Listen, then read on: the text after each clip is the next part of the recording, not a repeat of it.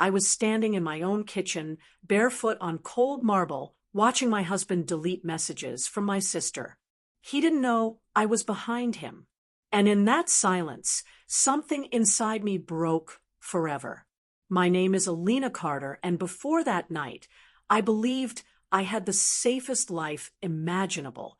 The house was quiet, too quiet, the kind of quiet where even the ticking clock feels loud. Warm yellow light spilled from the kitchen chandelier, casting long shadows across the walls we painted together 5 years ago. I had just come back from visiting my mother. I was tired, emotionally exhausted, still wearing my dupatta, still carrying leftovers in my hand. This was supposed to be home. Safe, predictable, loyal. I didn't know I was about to learn how fragile all of that really was. My husband, Raghav, had been distant for months. Not cruel, not cold, just absent. He smiled less, checked his phone more, started locking it, lowering his voice when calls came in. And then there was Maya, my younger sister. She had moved in temporarily after her breakup. She cried on my shoulder, shared my clothes, ate at my table. I trusted her with my life. Sometimes I noticed things, how she laughed a second too long at Raghav's jokes, how he avoided eye contact when she entered the room, how conversations stopped when I walked in. But I told myself I was paranoid, because betrayal never announces itself. It whispers. That night, I forgot my phone in the car. I came back quietly. That's when I saw him standing by the kitchen counter, phone in hand, smiling. Not the polite smile he gave me, a private one. Then I saw the name on the screen. Maya Red Heart. My chest tightened. I stepped closer, close enough to hear his breath, close enough to see the message he deleted. I wish she'd never come back tonight. I spoke without thinking. Who were you texting? He froze, turned slowly, his face drained of color. Alina, Maya appeared in the doorway, barefoot, wearing my sweatshirt, and in that moment, the truth landed like a gunshot. I didn't scream, didn't cry. I laughed, a hollow, broken sound.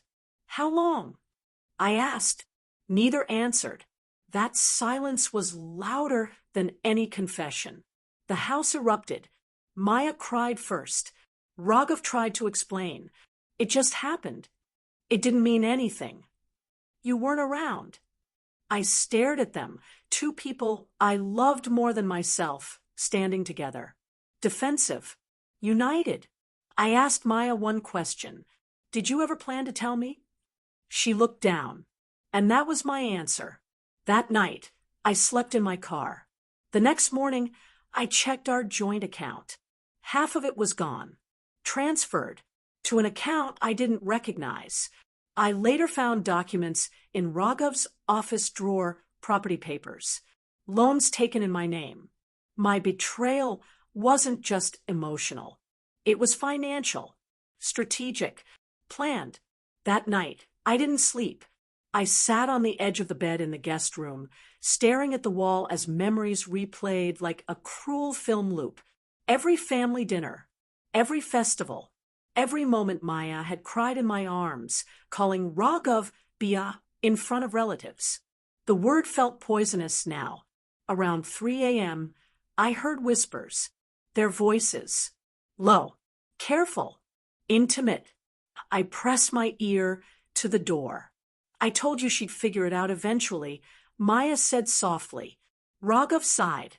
We just need to hold on a little longer. Hold on for what? The next morning, I found my gold bangles missing from the locker. The ones my father gave me. When I asked, Maya avoided my eyes. Raghav answered, for her. We needed money. We'll replace them. Replace them. As if memories could be returned like a receipt. That was when I realized something terrifying. They weren't ashamed. They were calculating. Over the next few days, I watched them from a distance. how they whispered on the balcony, how Maya stood too close to him, how they spoke to me like I was already gone. Relatives started calling. Rumors had begun. I was painted as cold, distant, difficult, the wife who didn't understand her husband. Maya cried in front of them. Raghav stayed silent. And silence, I learned, can be a weapon. One afternoon, I overheard Maya say something that finally shattered whatever hope I had left. "She won't leave," she said casually. "She has nowhere else to go." I stood frozen behind the door. They had already written my ending.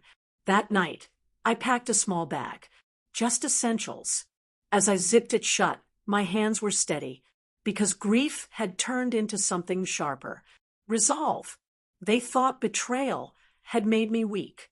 They didn't realize it had made me dangerous. 6. Climax decision, 7 to 8:30. I had two choices: collapse or fight back quietly. I didn't confront them again. Instead, I gathered evidence: screenshots, bank records, messages, dates. I hired a lawyer, and one evening, while they sat on the sofa, laughing like a new couple, I placed the divorce papers on the table, along with a fraud complaint. Raghav's hands shook. Maya went silent. I looked at them both and said, "You didn't just betray me. You underestimated me." And I walked out. I lost a marriage. I lost a sister.